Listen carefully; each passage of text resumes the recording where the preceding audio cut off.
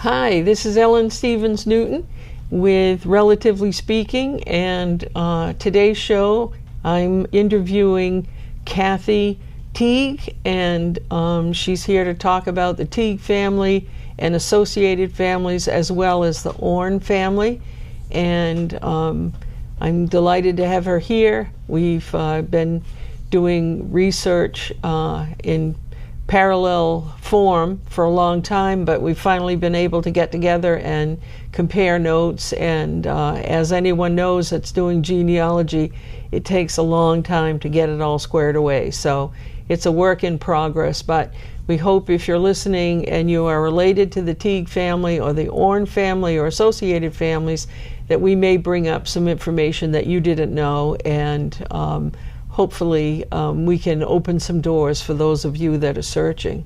So Cathy, welcome. Thank you. I'm delighted to have you here. I'm glad. And anxious to talk with you about the Teague family, because when I was growing up there were families of Teagues in town, but now the Teague family has thinned out and moved on to other areas, but it's still a family that played an important role in this area, and I want to make sure that people who are related know that we are aware of them. Mm-hmm.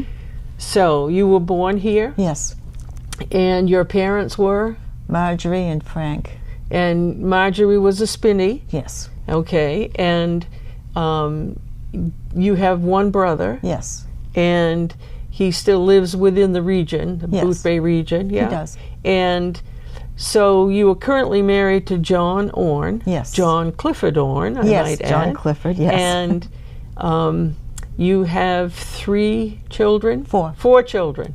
And are any of them still in the area? There's only one. One? And that's Jimmy. He's on the Adams Pond Road. Okay. But everyone else has moved on? Yes. Excellent. Okay. So tell me about, when did you start genealogy? When did you get interested in it?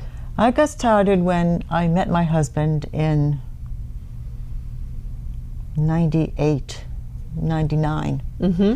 And we were dating at that time, and we would go over to his parents' house and we'd sit down and have a meal or something for a celebration, and they would bring out these albums Mm-hmm. and pictures and documents. It's like, oh, this is interesting. So I said, well, I'd like to continue on with this, because they didn't know much about Their ancestry? no. They knew a little bit through stories and other people, but they didn't really know a lot. Right. So Right. I dug into it and I found out a lot of family that they didn't even know they had. Right. A lot of relatives. A whole lot of relatives. Yeah. Pretty typical. Mhm. Pretty typical. So that was 27 years ago. Oh, wow. Amazing. Good for you. So were there any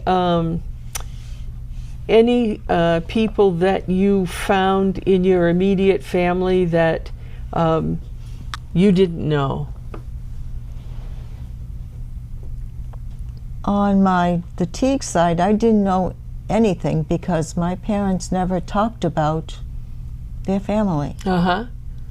And your father came from Waldoboro or was born in Waldoboro? I mean, born in Boothbay? He was born in Warren. Oh, in Warren, okay. And he came here? In the mid-1900s. Okay. And he came because he was friends with the Spoffords? I don't know about that story. Okay. But he worked with the Spofford family? Or your grandfather?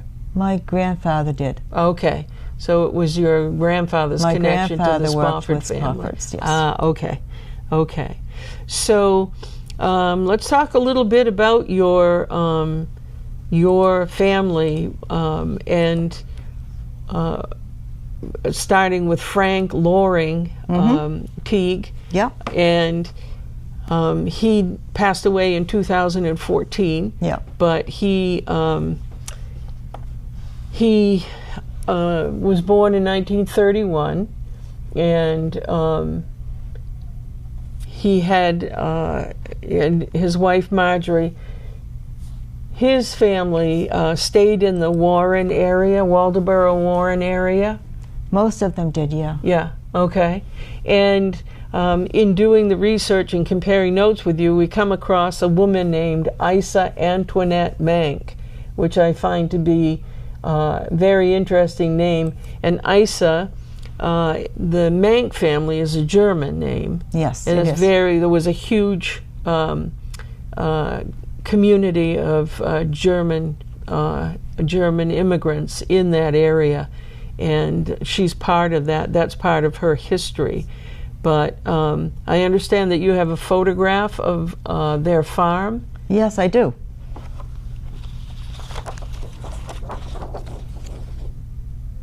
And that's Isa, and who else is on that? We have Isa, Thomas, Ellsworth, and LaForest. And there's Jenny Mank in the picture. There's Ruth Mank holding the horses, and her brother Foster Mank. It's incredible because Isa was born in 1885. So it's extraordinarily interesting that you have that picture, and you have another photograph of the family. I do. Here we have Isa Mank Teague, daughter of Ellsworth and Jenny. Antoinette Pitcher, it was her maiden name. Mm-hmm. And she was the wife of Thomas H. Mank. And then we have Doris and Arnold. He goes by Buster. Mm-hmm. And then he's the children of Isa and Frank Teague, and Frank L. Teague, husband of Isa Mank Teague. Now, how did you come across these photographs? When I was doing the Teague ancestry, I got some help from several people. Mm-hmm. One was Esther Dawson. Now she's deceased, but I got some information from her. Mm-hmm. And I got some information from a woman called Diane Overlock. She lived in Warren. Okay. And she had lots of information. Mm-hmm. And they had photographs, and you were allowed to get copies of them? yes, That's the interesting thing about when you're doing genealogic research and you find people rather than just information from books.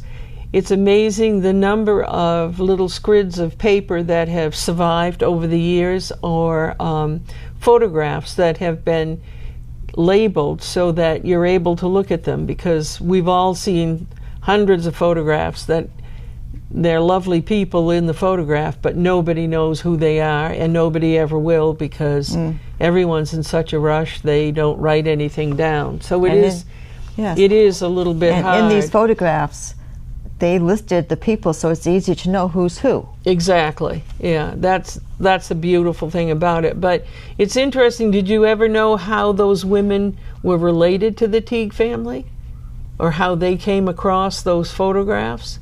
I didn't really ask that question of them. Yeah. Because I was too involved in getting information and getting it down. It's not unusual, but somehow their paths crossed, and the photographs ended up at their house. But it's wonderful that you were able to get copies of it and save them and properly label them clearly, so that people will know in the future who they are and how they're related. And I got a hold of my grandmother's scrapbook and photograph album one time when she was alive, and I asked her if I could copy some of the pictures, and some pictures that I have have taken. That's terrific.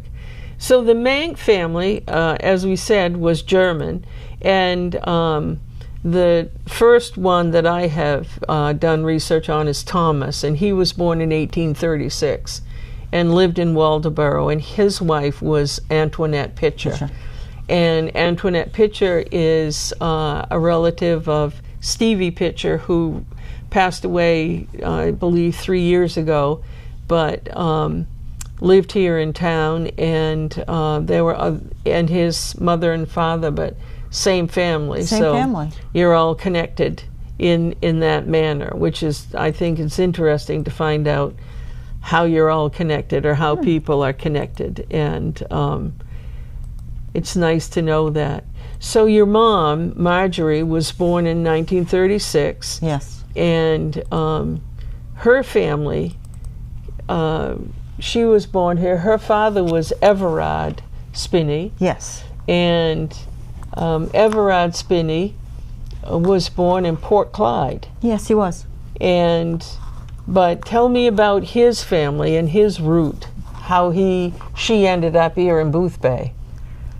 I don't know how she ended up here, because she didn't really tell me at that story, because she didn't tell me a lot about her stories. Yeah, yeah. So I had to find out some things on my own, which I really don't know much about. Yeah. But she, Everard worked down here. Mm-hmm. He was a foreman at the freezer, but before it burnt down. Yeah. And they lived in the center, or sometime Boothbay, and then they bought a house on Back Narrows. Okay. After they were married in 1930, and that's where my grandfather and my grandmother lived, and that's where all her siblings and her were born. So Everard, his father was Millard. Yes. And Millard happens to have been born in Phippsburg. Yes. So somehow the family ended up in Port Clyde, and I'm sure it was by boat or some sort of marine work that was being done. And that Spinney family is pretty well documented. And you have a book here on I do have a book. Spinney family? I do. This is the Spinney family genealogy. Turn it around. The genealogy of Thomas Spinney and Marjorie Vandal. It doesn't have exactly all the information that we'd like to have, but it has a lot of Spinneys that I didn't know we had. Right, right. It's a big family. It's a big family. It's a big book, and it's online. You can purchase it online. It was very interesting because it was difficult to follow, because you have one section here, you have this section of your ancestor, then you go like, okay, the next page is like, no, you got to go to this page. It's like, right. It was very difficult to follow. Yeah. Well, the Spinney family is very well documented. There was a Spinney shipyard, and the first Spinney that I have was back in 1594 in Manchester, England, and he came here with his wife Elizabeth Knight, and they had 2 sons, and they were in Kittery initially, and then they came through Georgetown, and they still Spinneys there today. Numerous. And but it's interesting the way people moved around in the 1700s. They seemed to move with ease, but it wasn't easy. It was a trip across the Kennebec River and the Sheepscot River, and further down Port Clyde is no easy trip. And it was by sail or later on by motor. But it's an interesting trail to follow just by, and you think, what stimulated them to leave Kittery to come to Georgetown, Maine, and what did they know was going to be happening there that they could survive and make a living, and to continue and move and raise children. I find the entire thing absolutely fascinating, and I just am thrilled that somebody else is interested enough, because my family, my father's side of the family, came from Georgetown and Phippsburg area, and so I have a deep history of family in that area too. So who's the most interesting person that you've ever found?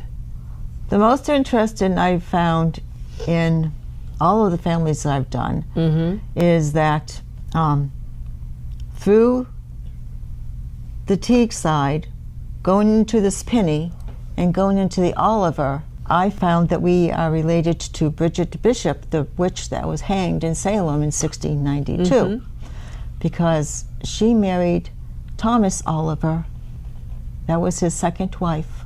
And it's like, I found that, and it's like, oh my God, I was surprised. I have a witch in my family. Yeah. And it's like, most men would say they all have a witch in their family.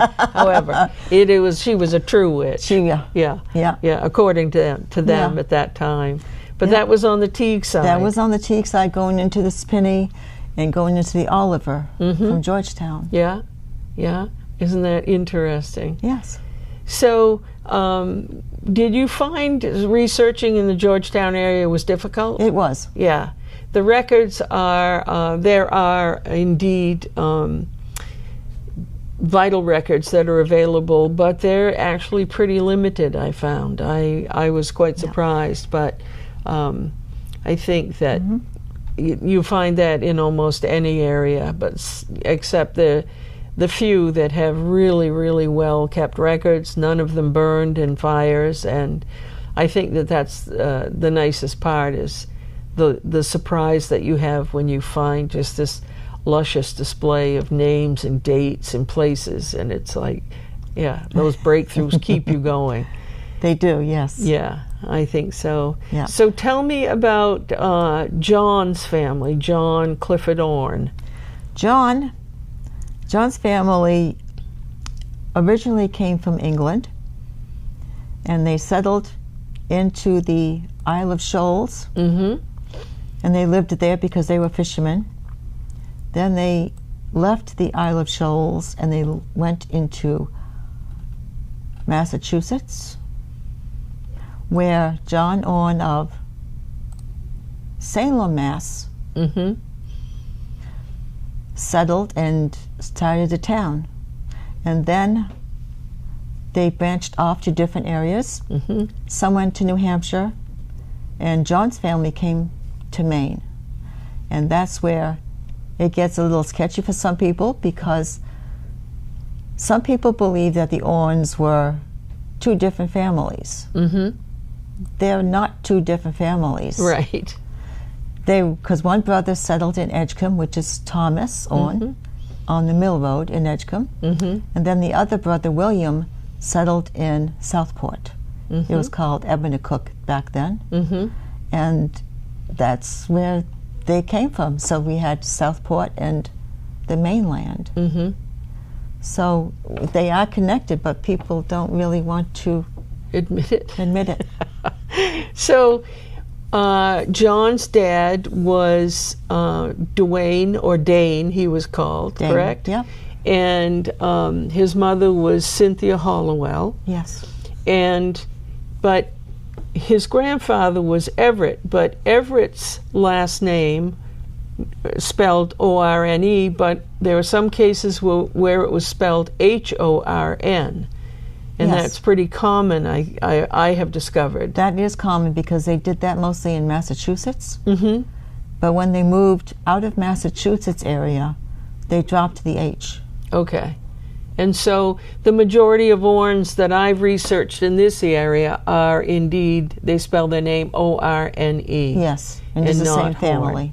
Yeah, because many people will get really confused with that because they think it's a different family. Exactly. So anybody interesting in the Orne family in the recent or distant history? Yes, John has a very interesting character in his family. He has a witch accuser. Oh, really? Her name is Ann Putnam. Okay. She was one of the girls that accused people that they were witches. Right. So Ann Putnam was a very bad girl. Yeah. I wonder if she knew Bridget. I don't know. Yeah. It'd be interesting to see if there was a connection between she and Bridget Orne. So there is a point in your family where, or in John's family, that he ends up with a relation to Franklin the Franklin family. Oh, that's my side. Okay, the Teague side? That's the Teague side. Yeah. That is the Teague side. And it's Mary Teague? No, Franklin? it's William Franklin Teague. Okay. That is related to Yeah. Mary Franklin, who is Benjamin Franklin's sister. Okay. Okay. And I did not know that, and I told my husband, just like, because he gets a little bit, he's like in it okay, but it's like, yeah, so Yeah. what? So tell me something that dazzles me, right? Yeah, right. Yeah, Mhm. I know. I have, my family they're polite, but they really are not interested, which is sort of fun for me. So, so the line is from William Franklin Yes. Teague through Charles Teague And his wife, Rebecca. Rebecca, and then Daniel Teague, or is it Rebecca's family? It's Rebecca's Rebecca, family. The Rebecca Webbs. Webb. Mm-hmm. And Rebecca Webb is the daughter of Deacon William Holmes Webb Yes. and Barnabas Webb. Yes. And so how do we get to Mary Franklin from there? Well, there's Reverend Benjamin Webb, Mm-hmm. and his father is Captain Robert Holmes, Mm-hmm. and that's where Mary Franklin comes in, because Mary Franklin married Robert Holmes. Mm-hmm. And Benjamin Franklin, and where were they born? Massachusetts or Boston, Mass. in Boston. And Ben Franklin was quite a character, as we know from history, but he was one of 17 children, which amazed me. His father had 10 children by his first wife, and he had 7 children by his second wife. And Benjamin actually worked for his older brother, that's how he learned the printing business. Yes. And when they were in Boston, Benjamin wanted to write, but his brother was not kind to him. There was family tension between James and Ben, and Benjamin wanted to write and his brother wouldn't let him, and so he started writing, and he wrote as Silence Dogood, and he would write at night and slip the articles that he wrote under the door at the print shop, and it became very popular. Oh. And James never knew that his younger brother was writing that. But James ended up being not such a nice guy, and Benjamin actually ran away from home because of his brother, who eventually went to prison. And that's how he ended up in Pennsylvania. I see. Okay. And that's how he ended up being able to set up the printing business and all the things that he did. He was a remarkable man. Yes. I mean, for somebody who lived in that era, he traveled to Europe several times. Yes. He was reportedly quite a ladies' man, and he just lived an incredible life. But it all started when he finally said, "I'm out of here," and went to Pennsylvania and started on his own, and just decided that was it. He was done. So, so in your research, you've run across other families, as we all do, but you've actually started helping other families with their research. I have. In elaboration of your work, you pick up other families and then you help them, and Yes. it's so you've helped the Hodgson family quite a tremendous amount, because Mrs. Hodgson was a Teague. Yes, it took several sessions to get the Hodgtons correct. And when you started it, they had a group of Hodgson descendants that were working, and they met regularly, Yes. and you became part of that group, Yes. meeting regularly with them, and each of them had assignments that they were in charge of for the next meeting. Yes, we were given homework. Yeah, you're given homework, but you all participated and you all did it, and it was an amazing feat, because now Joan Hodgson and her daughters, the two daughters that are living here, very involved and very well versed in the Hodgson family.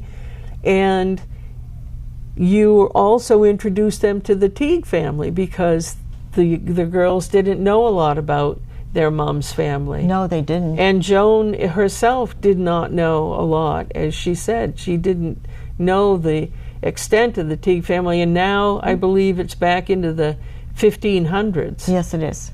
And so that's quite a project, and you were able to be involved in it. Are there other families that you've helped? I belong to the Edgecombe Historical Society, and I am their genealogist, so I've helped many people in the Edgecombe area as well when they send in requests through the website that we have, and I help them. I've helped Davises, I've had, there's numerous names. Yeah, exactly. Too numerous to mention. Yeah. But the fun part about this area is it's a pretty isolated area, and so the names crop up in Southport, in Edgecombe, in East Boothbay, in Georgetown, Bristol, Newcastle, but they're all part of the same family. It's this very well-rooted tree, but all the branches have sort of spread out and gone in different directions. But we all come back to the same. I had no idea that you and I were related. I didn't either. You surprised me on that one. But we are related indeed through the Spinney Oliver connection. And it's something that I didn't know until we started talking and I found your mom's family. And that's the beauty of doing genealogy in an area like this. It does allow us to be able to find who else we're related to. And I so far haven't run into anyone I would not want to talk with or be proud of sharing my heritage with. It's really interesting. So I want to thank you and for being on the show, but for sharing your information with me. I'm thrilled about it, and I'm hoping that for those of you that are watching the show, I hope that you find maybe a hint of something. But if there is a family that you're interested in that comes from this area and shares common heritage, please let me know. I would be thrilled to be able to help you research or share research that you have.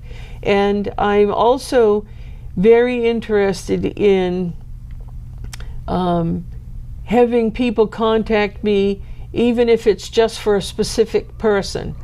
And I'd be more than happy to share what I know and perhaps put you in touch with someone who knows more than I do. The other thing is I would like to be able to say next week we're going to talk about, or the next show we're going to be able to talk about the Pinkham family or the Barter family or the Brewer family. So if you're at all interested in coming on the show or having your family featured, let me know, and we can make that happen, because if there's one thing I know, there are a tremendous number of people that are named in the file that I have, and I'm more than willing to keep digging and find out more and more connections, because with each generation you double the number of people you're looking for, which means that there are new names to be introduced to a certain line. And it's really, it is fun to do, and it's fun to find out little tidbits about families such as Benjamin Franklin. We studied him in school, we all knew him, and here we have somebody that is actually related to Benjamin Franklin. So this is Ellen Newton signing off from Relatively Speaking, and we'll be back with another family to introduce and to discover new things as we can, but I can't do it without your help. So thanks.